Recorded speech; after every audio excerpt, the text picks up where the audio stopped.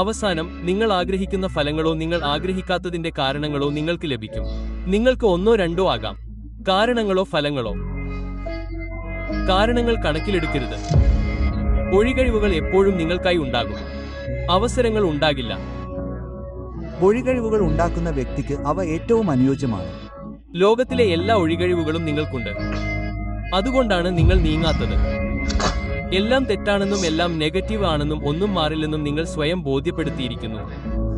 എന്താണ് തോന്നുന്നത്? അത് മാറില്ല. നിങ്ങളുടെ മനസ്സ് മാറ്റുക. അത് നിങ്ങളുടെ ജീവിതത്തെ മാറ്റും. നിരസിക്കലുകൾ നിങ്ങളെ തടയില്ല. പരാജയങ്ങൾ നിങ്ങളെ തടയില്ല. വിമർശകർ നിങ്ങളെ തടയില്ല. നിങ്ങൾ നിങ്ങളെ തടയും. നിങ്ങൾക്കുള്ള ഒരേയൊരു പരിധി നിങ്ങൾ മാത്രമാണ്. നിങ്ങളോട് സഹതാപം തോന്നുന്നത് നിർത്തുക. നിങ്ങളുടെ കഴുതയെ ഉണർത്തുക. ഉള്ളിലെ മൃഗത്തെ ഉണർത്തുക. യഥാർത്ഥ മൃഗങ്ങളെ അവർ ചുറ്റും എന്താണ് സംഭവിക്കുന്നതെന്ന് അവർ ഒരു തരത്തിലും പറയുന്നില്ല. അവർ ജോലി പൂർത്തിയാക്കുന്നു.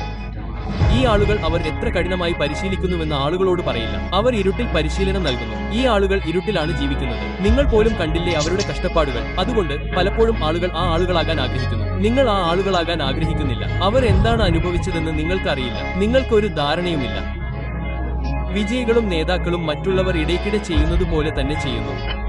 ആരും കാണാത്തപ്പോൾ ഇരുട്ടിൽ ഒരു യഥാർത്ഥ മനുഷ്യൻ അയാൾ കഠിനാധ്വാനം ചെയ്യുന്നു. നിങ്ങൾക്ക് സ്വകാര്യ വിജയങ്ങൾ ഉണ്ടായിരിക്കണം.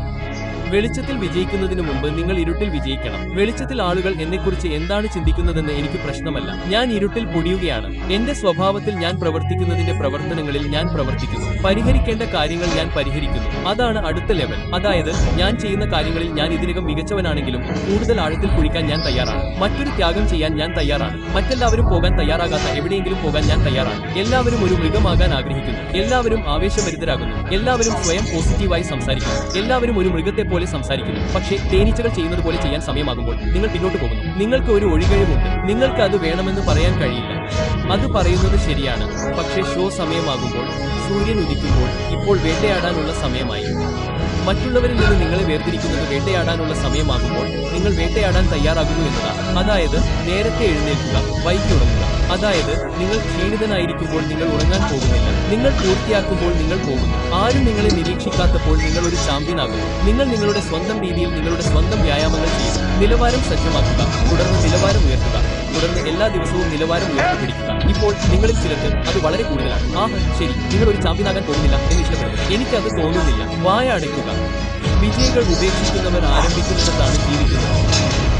വിജയികൾ എവിടെയാണെന്ന് നിങ്ങൾക്കറിയണം. ഉപേക്ഷിക്കുന്നവർ ഉപേക്ഷിച്ചിടത്ത് അവർ കളിക്കുകയാണ്. നിങ്ങൾക്ക് 50% ലഭിക്കുമെന്ന് നിങ്ങൾ കരുതുന്നു. 70% കിട്ടുമെന്ന് നീ കരുതുന്നുണ്ടോ? 80% കിട്ടുമെന്ന് നീ കരുതുന്നുണ്ടോ? എനിക്ക് നിന്നെ വേണം. നിങ്ങളെല്ലാം നന്നായി. നീ ചെയ്യുന്നതിൽ നീ ശരിക്കും മിടുക്കനാണ്. പക്ഷെ നിങ്ങളിൽ ചിലർ പൂർത്തിയാക്കുന്നില്ല. നീ മികച്ചവനായിരിക്കണം. അവസാന 4 മിനിറ്റാണ് യഥാർത്ഥ മൃഗം. അവരുടെ കാലുകൾ തളരുമ്പോഴാണ് യഥാർത്ഥ മൃഗം. ക്ഷീണിക്കുമ്പോൾ യഥാർത്ഥ മൃഗം. മറ്റാർക്കും ഒന്നുമില്ലാത്തപ്പോൾ എന്തെങ്കിലും പുറത്തെടുക്കുന്ന യഥാർത്ഥ മൃഗം.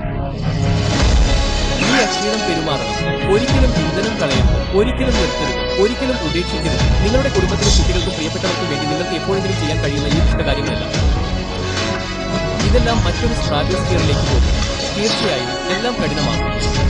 തീർച്ചയായും നിങ്ങളുടെ ശ്രദ്ധയോടെ എല്ലാത്തരം കാര്യങ്ങളും സംഭവിക്കും. പക്ഷേ നീ ആ ശ്രദ്ധ ഒഴിവാക്കണം. മനുഷ്യ നിങ്ങളുടെ കഴുതയെ തിരികെ കൊണ്ടുവന്ന് മുന്നോട്ട് പോകുക. ഈ കാര്യത്തിന് മറ്റൊരു തലമുണ്ട്. നിങ്ങൾ പ്രചോദനം നഷ്ടപ്പെടുകയും നിരുത്സാഹപ്പെടുകയും ചെയ്യുന്ന നിമിഷങ്ങൾ ഉണ്ടാകും. നിനക്ക് തോന്നും, ഞാൻ എന്തിനാണ് ഇവിടെ? എന്തിനാണ് ഇത് ചെയ്തത്? എന്താണ് മനുഷ്യ? എന്റെ എല്ലാ സുഹൃത്തുക്കളും എന്റെ കുടുംബവും എന്റെ പ്രിയപ്പെട്ടവരും എന്നെ നോക്കി ചിരിക്കുന്നുണ്ടാകും.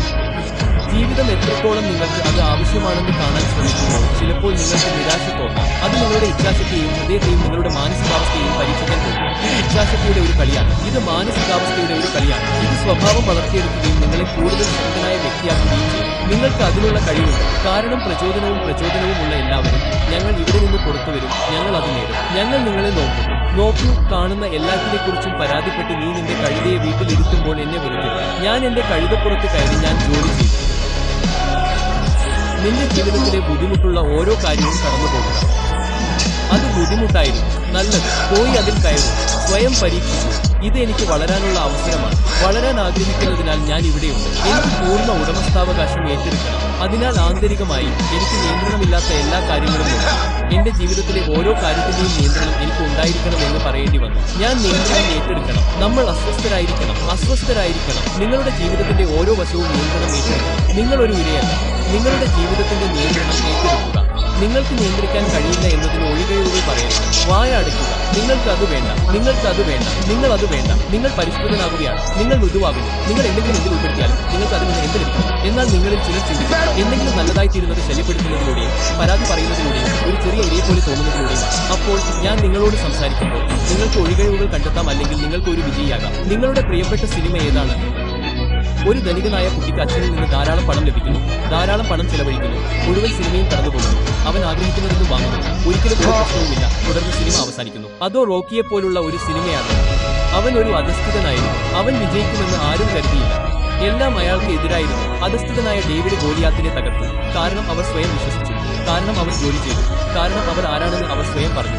അവർ ഉപേക്ഷിച്ചില്ല, അവർക്ക് പ്രതീക്ഷയുണ്ടായിരുന്നു. അവയാണ് പ്രിയപ്പെട്ട കഥകൾ. തന്റെ കാറിൽ താമസിക്കുന്ന ഒരു പയ്യൻ ഒരു മയക്കുമരുന്നിന് അടിമയായി തുടങ്ങുന്ന കഥകൾ.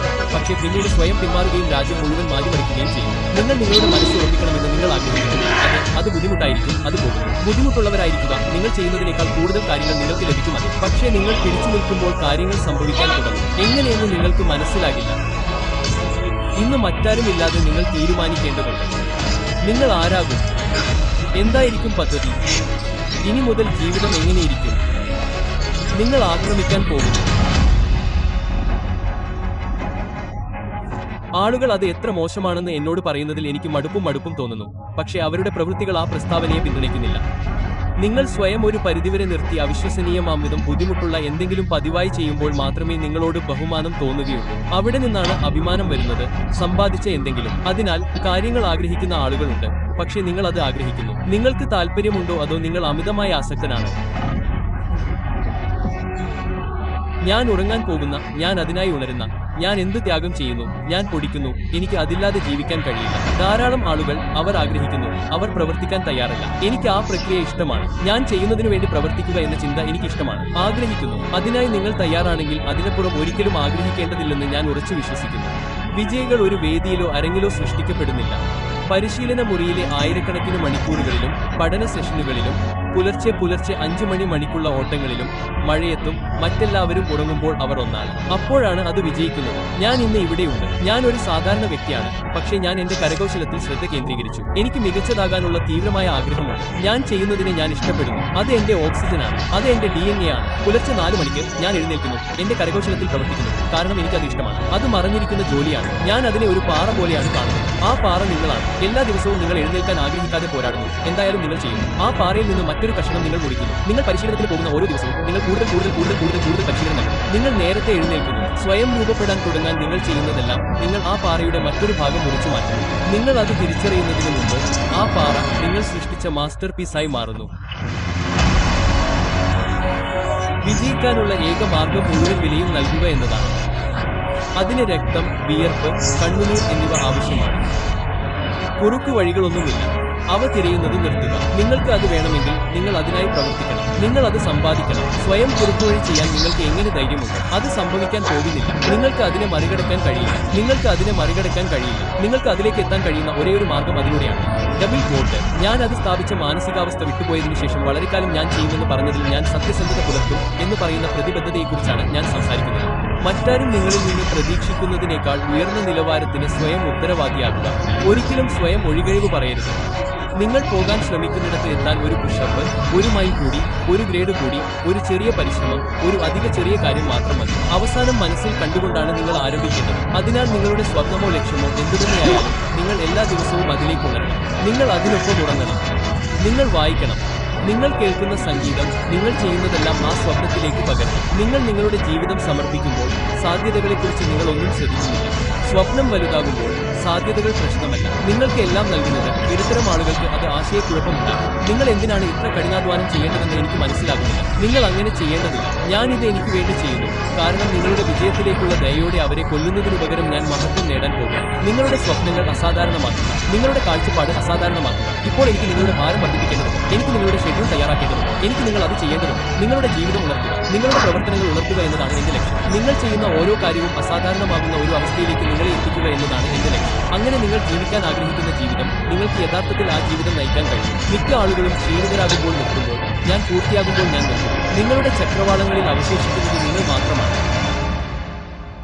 bandlionolcode.com-ൽ അംഗമാകുന്നതിലൂടെ ഈ വീഡിയോയും ഓഡിയോയും ഡൗൺലോഡ് ചെയ്യുക. കൂടാതെ എല്ലാ പുതിയ ഉള്ളടക്കങ്ങളിലേക്കും നൂറുകണക്കിന് എക്സ്ക്ലൂസീവ് ഗാനങ്ങളിലേക്കും നേരത്തെ ആക്സസ് നേടുക.